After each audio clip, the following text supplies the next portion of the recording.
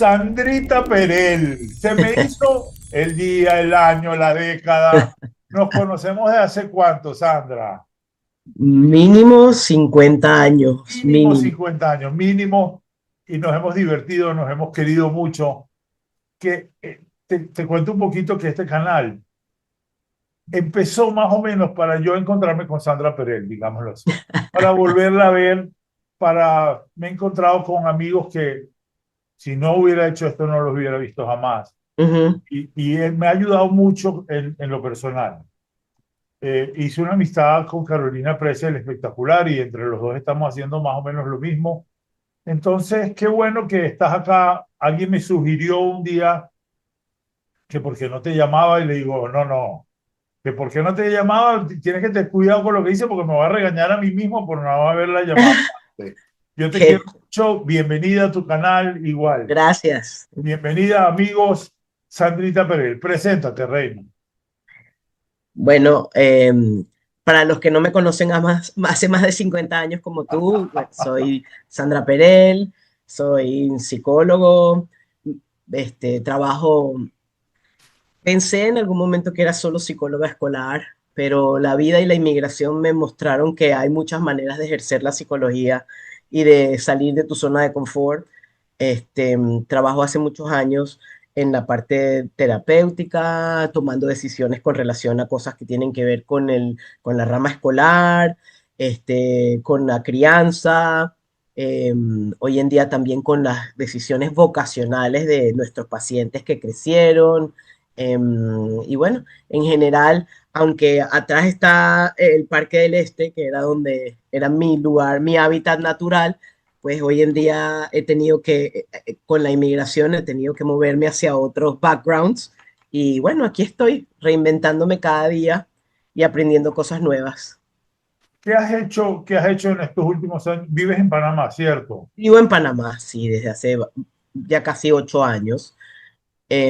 Trabajo en un colegio parte del día y en la otra parte del día trabajo con mis pacientes que se vinieron conmigo desde hace muchos años, porque realmente los primeros que salieron del país fueron mis pacientes. Yo me tardé un poco en irme del país.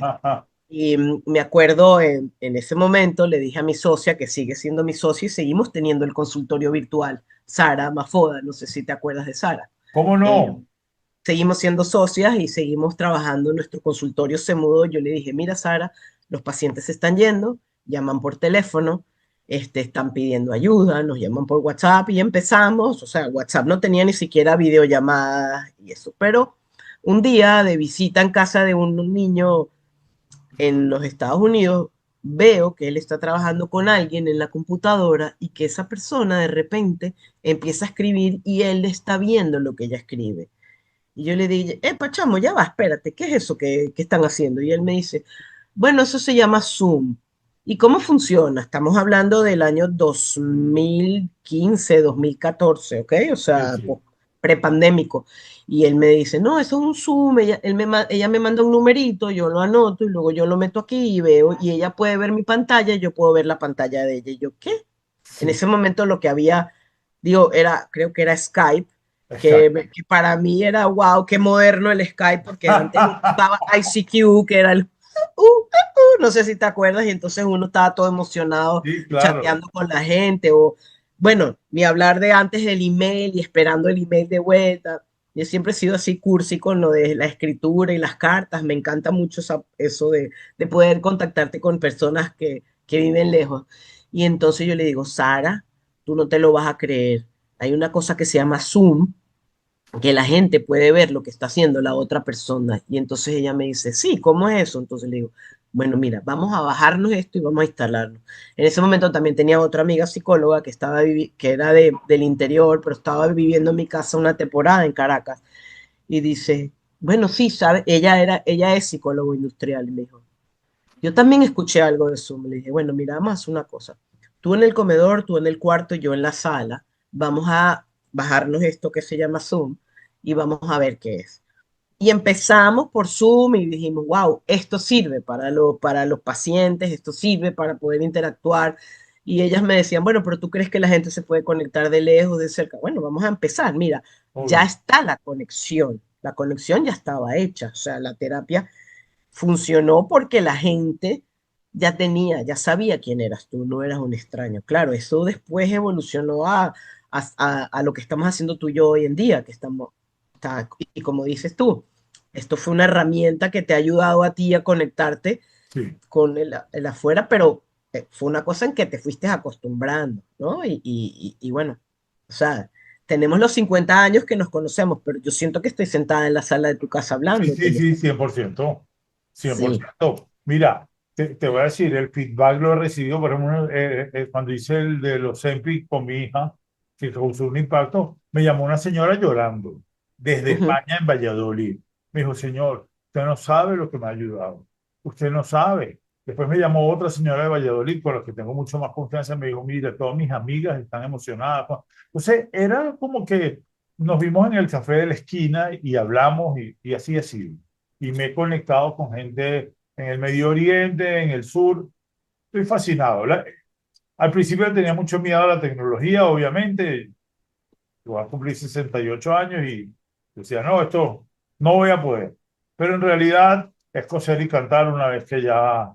Y estoy fascinado porque me ha dejado... Yo tengo dos canales, tengo uno de deportes también, tengo este. Yo trabajo todo el día en esto. Y estoy... claro. Y hoy estoy con Sandrita Perelli. Bueno, imagínate. Y sabes algo que era, o sea, a mí me preocupaba mucho en el momento en que los pacientes se fueron, porque como empezábamos con los pacientes pequeños, algún día quiero escribir un libro sobre las historias de éxito del consultorio, un libro basado en las trayectorias, porque hemos visto a la gente sufrir y después hemos visto a la gente este, ganar, triunfar, sobreponerse a todas estas historias. Y yo le decía a mi socio, le decía, ¿cómo vamos a ver las historias de éxito? ¿Cómo podemos seguirles el paso? Y así surgió esta otra cosa, ¿no? En que el paciente era exitoso en otro país y nosotros éramos testigos de ese éxito. Y bueno, ya hoy en día me hace muy, muy feliz ver a niños que vi en kinder, graduarse de la universidad, tener profesiones, entrevistarme ellos a mí a través de eso para su podcast o sus programas, o sea, para hacer esto de otra manera, no hay nada mejor que esa posibilidad, ¿no? Pero tú sabes que te invito a que traigas en otra oportunidad cualquier cuento de esos que nos van a llenar a todos y nos van a ayudar. Y si tiene que ser algo no tan feliz, pues que pueda ayudar al mundo, pues lo hacemos. Yo estoy encantado. Mira, Sandrita, tenemos más o menos unos 30 minutos más. Capaz menos, capaz lo que nos lleve, pero no quiero perder el tiempo porque antes de que empezáramos a hablar en el podcast, Sandra y yo nos preguntamos algunas cosas y me hablaste de algo vocacional, de como un coaching vocacional que tú haces. Y yo, Sí, eh, eh, para hacer la introducción, es algo que me angustia, para que sepas, porque con tanto tiempo que he tenido en los últimos años para meditar, me di cuenta que lo vocacional muchas veces está mal manejado porque no sabes qué herramientas tienes o puedes desarrollar o qué tienes a tu alrededor. Y no solo lo digo a nivel educativo, lo digo a nivel eh, personal, antes de un matrimonio, antes de un viaje, antes de un noviazgo, antes de el trato con tus hijos, con la gente que te rodea. No sabemos nada de nada la mayor de las veces. Entonces, me interesa mucho y ahora sí te voy a dejar todo el programa para ti.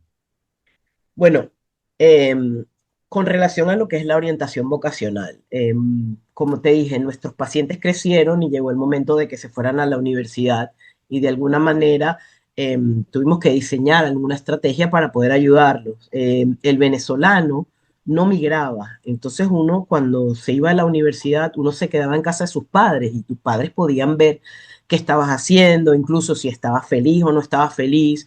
Y bueno, y no había tanta variedad. Las carreras eran como nosotros las llamamos, entubadas, o sea, o eras médico o ingeniero o abogado, pero no había mucha variedad ni muchas posibilidades. 5 universidades, 6 universidades, el que quería estudiar medicina tenía que esperar.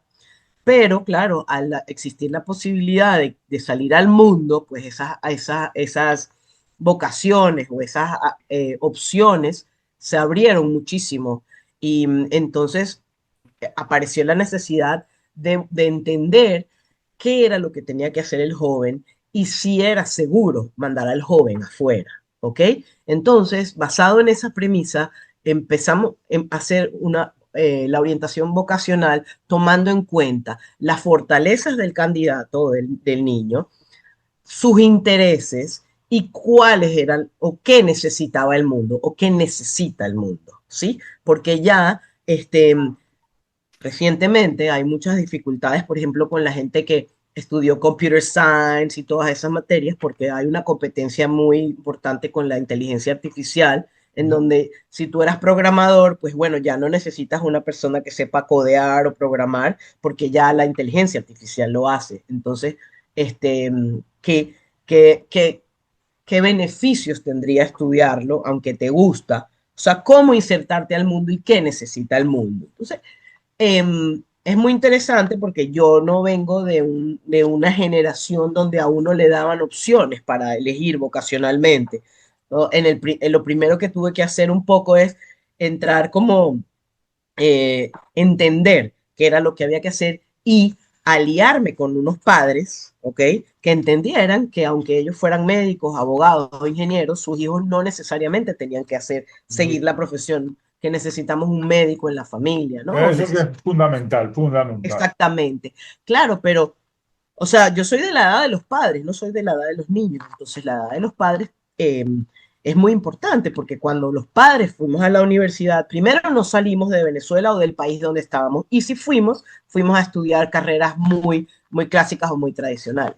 Pero gracias a la oportunidad de que ahora estoy en una digamos, ejerciendo un cargo en un colegio donde normalmente no hay una persona de mi edad, sino probablemente una persona, una generación más joven, tengo la oportunidad de como entenderle los dos mundos, el mundo de la gente joven y el mundo de la gente donde yo vengo. De donde yo vengo, donde lo más importante es la estabilidad, donde el valor era que la persona permaneciera 30 años en el mismo trabajo.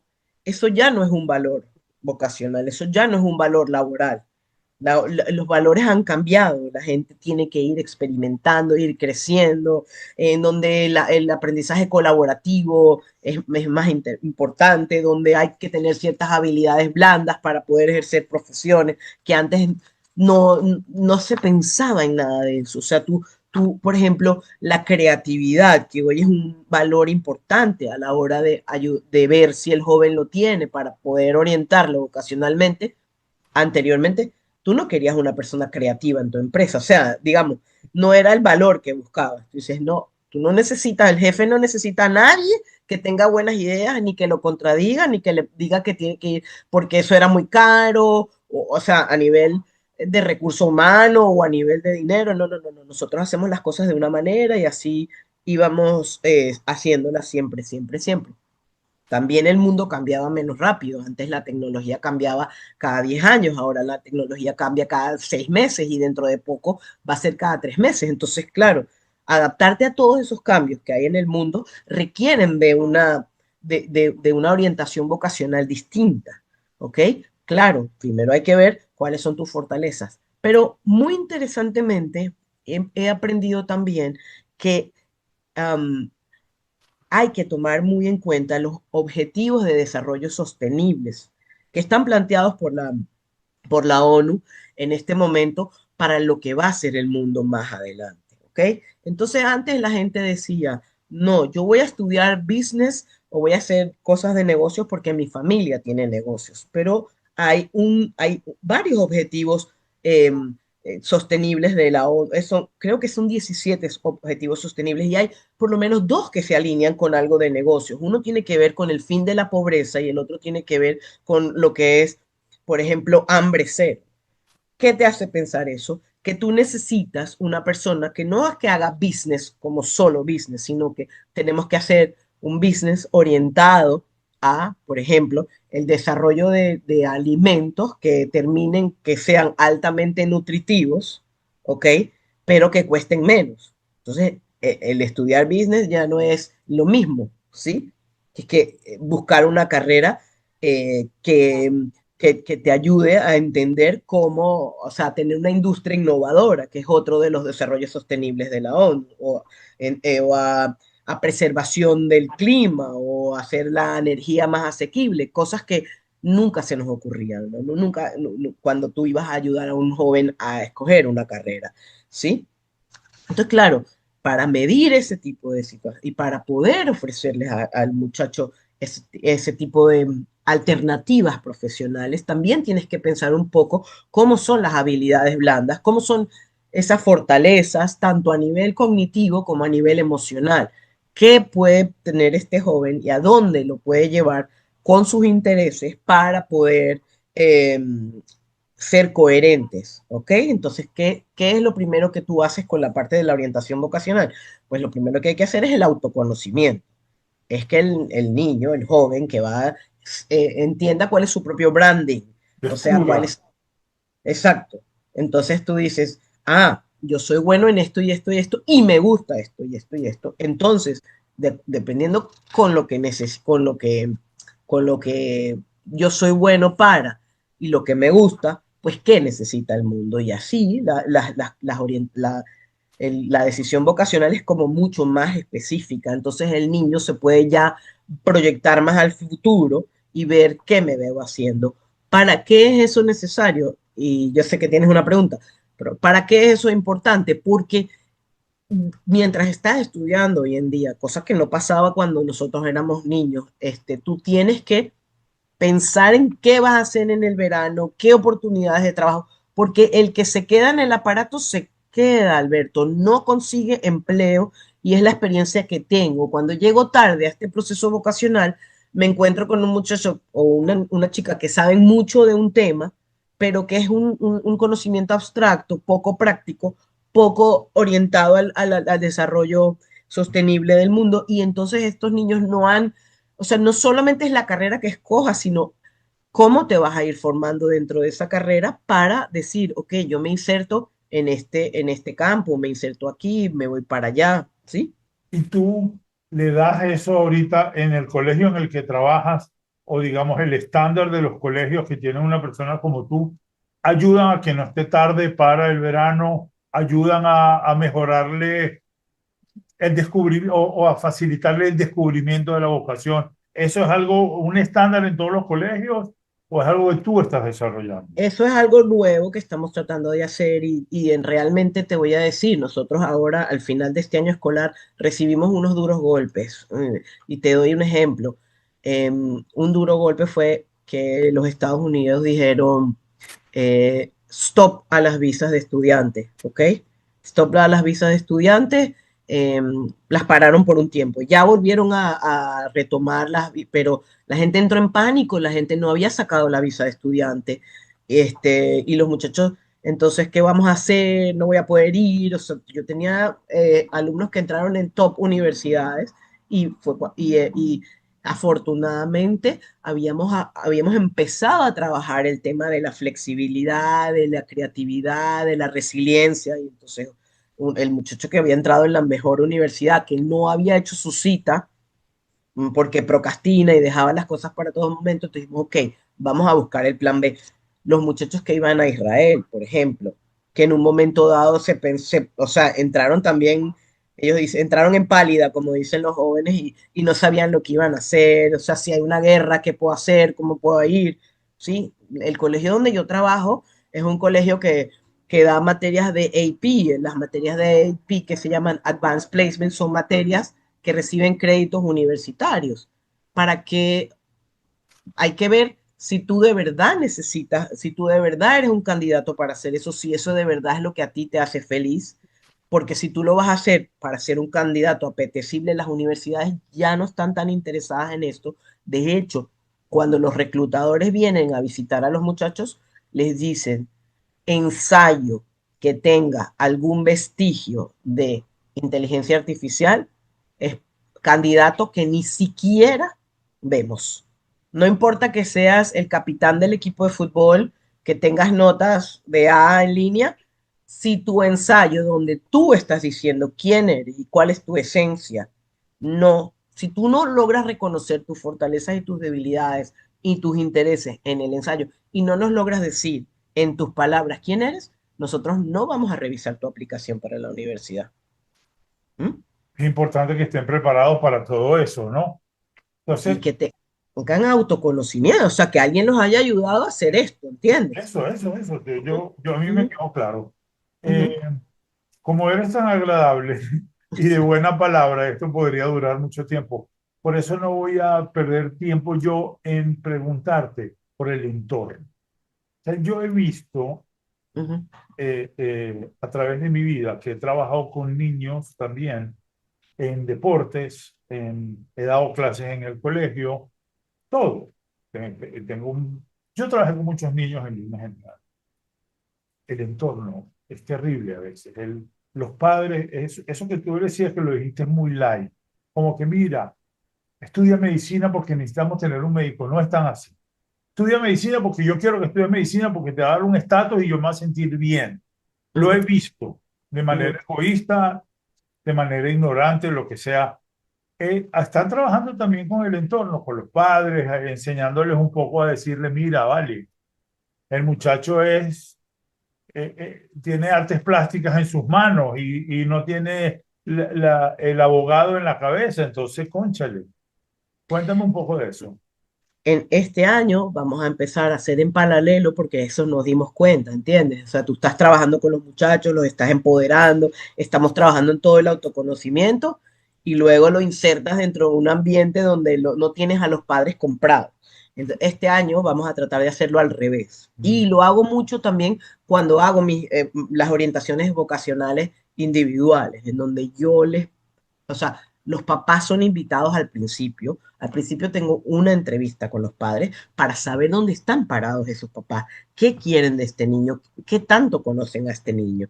Después se hace un trabajo con el muchacho y luego vienen otra vez los padres o sea, le doy primero los resultados al muchacho y luego le digo, investiga, investiga, sé tu propio advocate, o sea, tu propio, no me acuerdo cómo se dice esa palabra en español, sé tu propio abogado, o sea, aboga por lo que a ti te gusta, porque en la próxima sesión voy a traer a tus padres, les voy a contar esto que te conté a ti, pero la segunda parte la vas a hacer tú, diciéndole a ellos, yo investigué esto, yo vi esto, yo estudié esto, eh, y a mí me gusta esto y esto, esto por esta y esta razón, que es distinto. Entonces, tú ves unos papás, bueno, ok, no sé qué, a veces se acaba la sesión y bueno, ahí después se matan ellos a golpes, pero No, lo no. que hemos decidido a nivel de colegio o a nivel grupal es, vamos a traer a los papás primero, vamos a explicarles esto que yo te estoy Que es explicando a lo ti. que yo te decía de que no estamos preparados para muchas cosas. A ti te enseñaron de que tu hijo tiene que hacer lo que tú quieres que haga o que necesita la familia para ayudar a crecer o mantener el negocio o el bufete de abogado, lo que sea. Y no es así. Pero si tú le enseñas y le dices, mira, si vas a poner a tu hijo, al que tanto quieres, o a tu hija que adoras, la vas a poner a hacer lo que tú quieres, ella va a ser una infeliz, probablemente. No quiero dramatizar, ¿no? No No, te va a cuento una ser feliz. historia, te cuento una historia dramática de eso, ¿ok? Tenemos 5 minutos, dale. Ok, el primer año que entré en la escuela, una de las niñas, yo ya veía que ella no se quería ir a ninguna parte, ni quería estudiar lo que papás decían, y bueno, ya, bueno, ella siguió aplicando, y yo le decía, pero esto no es lo que tú quieres. Pero cuento corto, cuento largo, la niña empezó a desmayarse, ¿ok? Justo un mes antes de irse a la universidad, 3 semanas antes, la niña, pan, de repente se desmayaba. Le hicieron, o sea, hasta pensaban que la niña un tumor en el cerebro, no sé qué, hasta que un día a la mamá se le ocurrió llamarme. Yo le dije, mira, estábamos hablando justo de eso. Empezamos a trabajar con la niña. Le dijimos, cuéntanos. Y ella empezó a decir, yo no me quiero ir, yo no quiero estudiar esto, ¿verdad? Se acabaron los desmayos. Se acabaron los desmayos. Imagínate. Ella, hoy en día, la traigo para hacer testimonio, o dar testimonio ante estos papás. O sea, este año siempre lo hacíamos el testimonial con los niños. Este año pienso que como vamos a empezar primero con los padres, voy a traerla a ella para que ella Ah, la cuente llevas al colegio y le... claro, es una exalumna del Fenomenal. colegio para que ella cuente su propia experiencia y que ella le pueda decir a los demás, a mí me pasó esto por esto, a ella y a la mamá, porque entonces tengo más adeptos a mis ideas. Bueno, tienes aquí un fan number one. O sea, a todo lo que te quiero y todo lo que te conozco durante tantos años, le estamos agregando algo que me parece fundamental para el desarrollo de nuestros hijos y de nuestros muchachos y de nuestros entornos, donde la gente sepa un poco más de cómo hacer y cómo moverse, que inclusive yo también recomiendo el día que se van a casar, por decir algo, o que van una, mi hija, mira, todo este realmente empezó porque mi hija llegó de vacaciones, que tenía 3 años sin verla por todo lo que ha pasado, y se sentó conmigo a hacer un podcast también. Y yo le digo, pero mi niña, ya estudias en Nueva York, cuéntanos qué.